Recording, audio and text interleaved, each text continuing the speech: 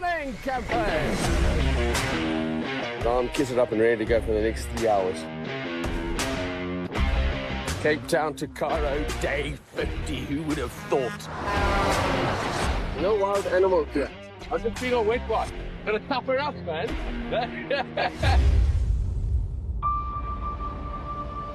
See you in Cairo, babe. On the 27th of July last year, retired entrepreneur 𝗀𝗵𝗶𝘀 set off from the V&A waterfront. That is running from Cape Town to Cairo. I've run quite a few marathons, but I've never run more than a standard marathon in a day before. So this was new territory to me. 46 days and over 1,800 kilometers later. I'm standing on the bridge that straddles the Limpopo River, which separates South Africa and Botswana. But this was just the beginning. Keith's target, Cairo, nearly 11,000 kilometers away. So the Cape Town to Cairo route, it's a real classic route. World record was set in 1998 by a Brit, 𝗃𝗃 of 318 days. So I foolishly, perhaps, thought that I could break this record. Okay, he's going to count to 3 and fire the gun. Then I have to get out of the starting blocks. The next months would bring incredible highs.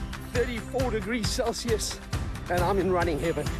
Isn't this just a landscape? Beautiful, just beautiful. But also crushing fatigue. Man, got flat action.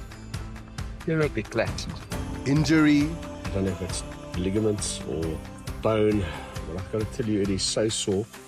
Logistical nightmares. We took another 11-kilometer wrong turn today. Horribly embarrassing. The wheels have kind of come off. And danger.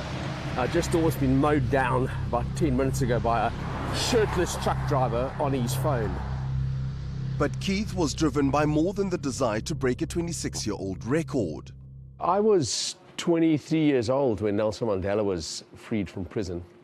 And we felt as young people we were on the dawn of something really interesting and special. And sadly, I've got to admit that we've stumbled. And so I just felt I wouldn't ever be happy having lived my life without trying to take us back to a place where we really believed we could build this rainbow nation. Dubbed the Rainbow Run, Keith's journey was a bid to raise funds and awareness for his NPO. Yeah, so Rainbow Leaders is focused right now on motivating young people to get back to the polls. You are the future of the country, but you've got to work. You've got to learn to struggle, because struggle will make you strong. But first of all, you vote. And we try to educate them that not voting is effectively a vote for a revolution in future. This challenge kind of shows young people that if you dream something up and you think it's impossible, it probably isn't, if you're willing to really throw everything you've got at it. But Keith and his team had to dig deep when disaster struck. 300 kilometers to Cairo and the world record's done. Not quite. We got a problem. The biggest challenge we faced was undoubtedly getting through northern Ethiopia, where they currently have a guerrilla war. They have a state of emergency. You know, we got threatened at gunpoint. We got held hostage, beaten, robbed. After talking his way out of an attempted kidnapping, Keith was forced to run through Sudan and Egypt, then return to close a 500-kilometer gap and face more danger. We just got caught in a firefight. Stay down. Everybody stay down. So, this is an active war zone.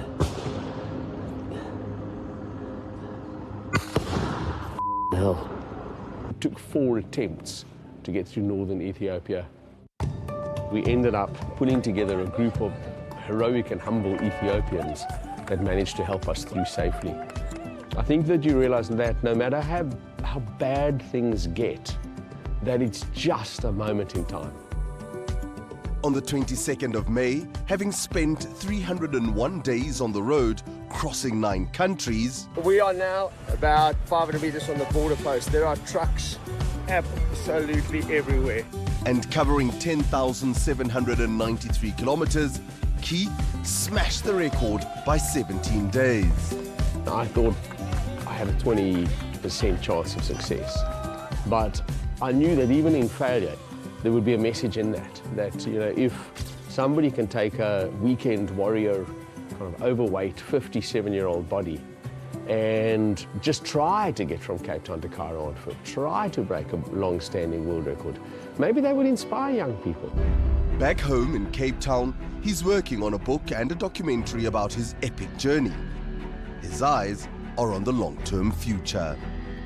I always said getting to Cairo was going to be the start of a much longer journey. We have all the tools to have a burgeoning and highly successful democracy, but we need to use them. And when we've got to grind it out, then we grind it out. That's what we do, isn't it, folks? Yeah, you and me both. Chat later.